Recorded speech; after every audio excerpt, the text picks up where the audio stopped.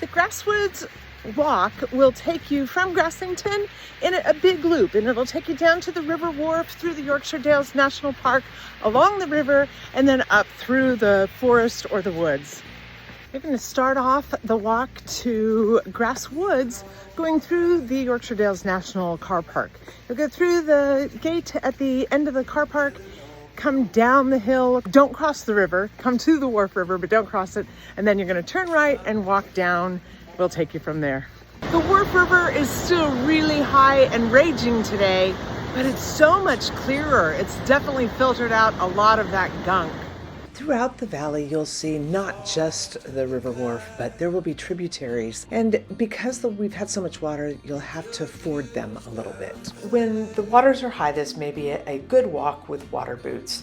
But go ahead and just continue to follow the valley down along the river until you get to the iconic stone bridge that's featured in the introduction of All Creatures Great and Small, which is filmed here in Grassington. The stone bridge is also known as Donkey Bridge and is at the bottom of Donkey Hill leading into Grassington, known because it used to use pack mules to carry materials up the hill. You'll follow the path at the stone bridge up through the gates onto the road. You'll want to cross the street, be really careful, there's traffic, and you'll just follow the path straight on. You will take the lowest kissing gate, which means you have to open it, walk halfway, and then close it, walk halfway. But it's that lower kissing gate, the first one that you get to after you cross the street on your left, and it will take you down a path by the river again. So you're just going across the stone bridge and back down by the river. Keep going through that next gate. Make sure it's shut when you're finished.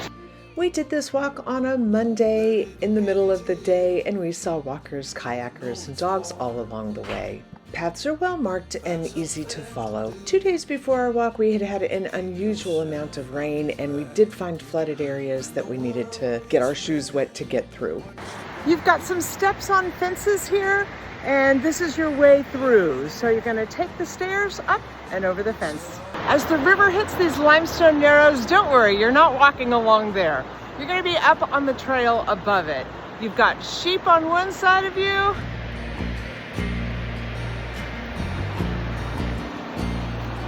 and the river on the other. Leave it all behind. Let it all go. At the limestone narrows, you're going to turn up, continue following the river, but you're going to begin making your way up a little bit. Once you've gone over those stiles, you're going to come and just keep following the river, keep it on your left-hand side. You're in a more open pasture with some limestone rocks. Don't let it bother you, just enjoy the view. And as you pass through this gate, you are coming to Lower Grasswood. At this point, we may start to leave the river a little bit. We're gonna follow the path, and it should start to take you up into the foresty part of the wood. And here you will start to climb up away from the river. It's a fairly gentle slope, but it is a climb.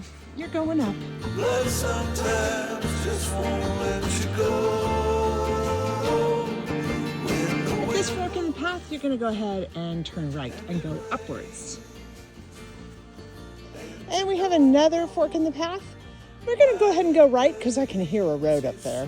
But at either one of these junctures, if you stay on the river, you're going to be fine. You can go up to the road later.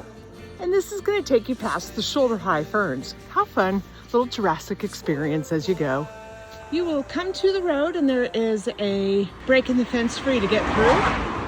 So here at the road where you cross, it's going to be really tempting to go in here to the entrance to Grasswood.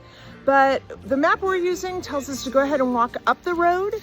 So we're gonna do that. We're gonna walk up the road, and we'll go into Grasswood a little bit further down. And don't be tempted by this next inlet either. This is just a car park for Grasswood. And you're gonna come across another entrance into the park. Don't take that one either. We're gonna go all the way up almost to Grasswood Lane. If you get to Grasswood Lane, you've gone too far, but we're gonna go about that far. It should take you 10 to 12 minutes to make the walk on the road. Obviously, if you look at the trail map, you can take that trail in a complete loop through the wood. We just went in up at the top. Okay, now you've made it. You get to turn in here at the gate. You're gonna have sheep behind you and the path in front of you. As you head up the path, you'll have open views to the left and forest on the right. We have another wee fork here. We're gonna go ahead and take the bigger path, the better marked path to the right. For this part of the trail, we are heading uphill. So expect a little bit of a grade, take it slow, bring water, enjoy the view. But turn around at some point and look the opposite direction.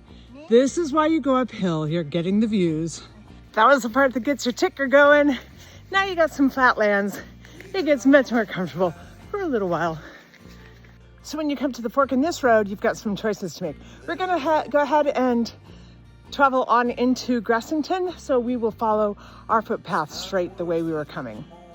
And once you hit that footpath sign pointing back to Grassington, you've got a lot of downhill coming up. You've taken care of the hard part, so now just enjoy the walk.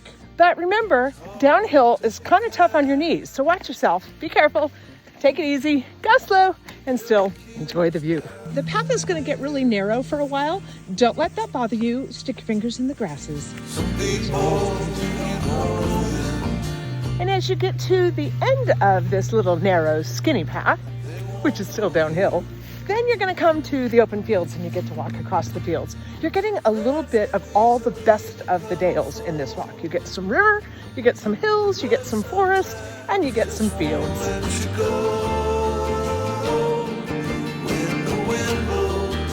When you're walking in open fields like this, there's no livestock today, but generally there will be. Remember, if it's sheep, they're not going to hurt you. They're going to run from you. And if it's cows, they're probably not going to hurt you either. But you do want to keep clear of them to the best of your ability, especially if they're calving. And if you have a dog, keep it on a lead. That's the most important part. Shut the fences. If you were to do this trail backwards, you would come through the field and start the trail here, go up a hill, and then down on the other side. You're going to come to a rock wall and you can go down another pasture, or you can go in between two rock walls on a footpath, and this is what you want to do. And as you come off that final trail, you are back in Grassington. You're going to go through Meadowcroft, and you've got a working farm there. You've got a really fun pond out there, and you'll just walk on the streets now, back right into town. Following the road straight into town, you will get to the Devonshire Institute. It takes you to the main road through town, and if you follow that down, you'll go all the way to the bottom of the village, turn left on the Hebden Road, and that will take you right back to the National Park if you left a car there. Make sure and stop on your way in. There are so many great pubs and cafes, the cake house, and tea rooms, places to stop and grab a bite to eat or something to drink. And of course, lots of little shops. If you haven't been to the chocolate shop, you want to stop there. But there's lots of individual, locally owned shops that are absolutely worth a visit while you're in town. The Grasswood Loop Walk is 4.5 miles or about 7.5 kilometers. You should allow 2 hours, but I'm going to tell you it took us 2 hours and 40 minutes, and that was with lots of picture stops. I think 2 hours would be a minimum to set for yourself, but plan enough time to sit by the river, enjoy a cup of tea in town, and take your time on some of the hills or the rockier paths. This is a moderate walk, but make it a fun one.